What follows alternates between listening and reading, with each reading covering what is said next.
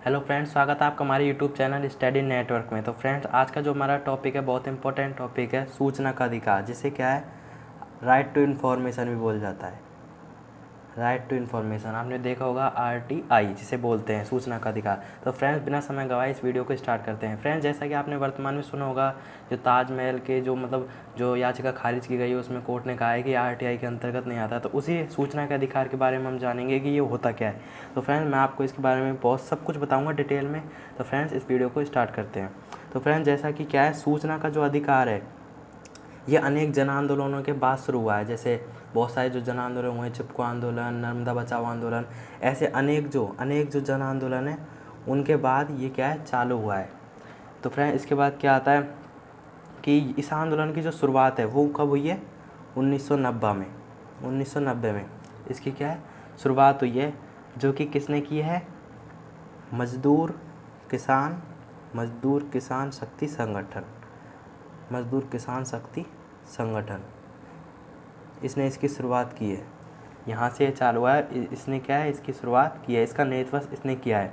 इसमें क्या है, राजस्थान में काम कर रहे इस संगठन ने क्या है सरकार के सामने ये मांग रखी थी कि अकाल राहत कार्य और मजदूर कार्य मजदूरों को, कौन कौन से अकाल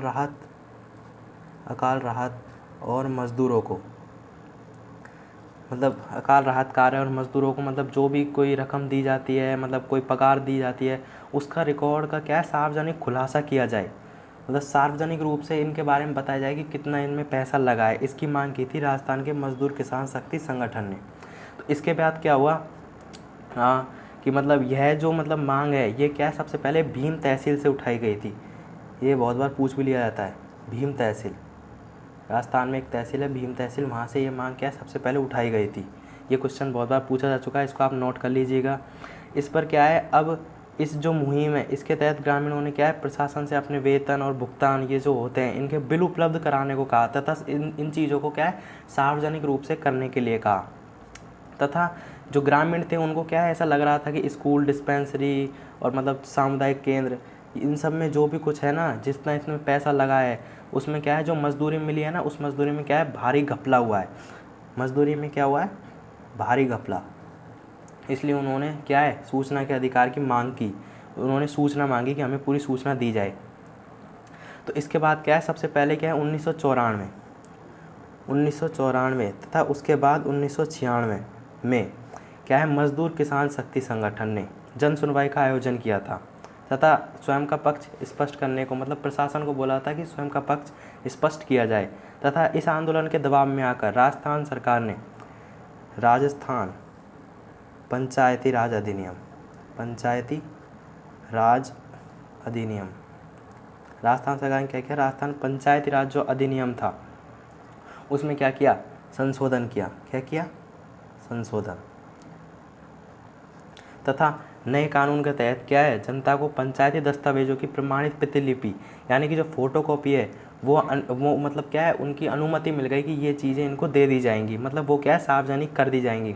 तथा संशोधन के बाद क्या है पंचायतों के लिए जो ये थे बजट, लेखा जोखा जो खर्च इन सबको क्या है सार्वजनिक किया जाने लगा। तथा अखबारों में क्या है इनकी जो जानकारी थी वो अखबारों में दी जाने लगी। तथा 1996 में उसके बाद क्या है इन्होंने, किसने, मजदूर किसान शक्ति संगठन ने क्या है इस जो ये जो नेतृत्व था, ये आंदोलन था, इसको क्या है राष्ट्रीय बनाने का सोचा कि इसे राष्ट्रीय स्तर पर भी घोषित किया जाना चाहिए। सिर्फ राजस्थान नहीं, राष्ट्रीय स्तर पर भी। इसके लिए क्या हुआ, तथा इसके बाद जो हुआ वो ये था सबसे मेन। अब चालू हो रहा है फ्रेंड्स, इसमें आप ध्यान दीजिएगा 2002 में क्या है सूचना की स्वतंत्रता नाम का जो एक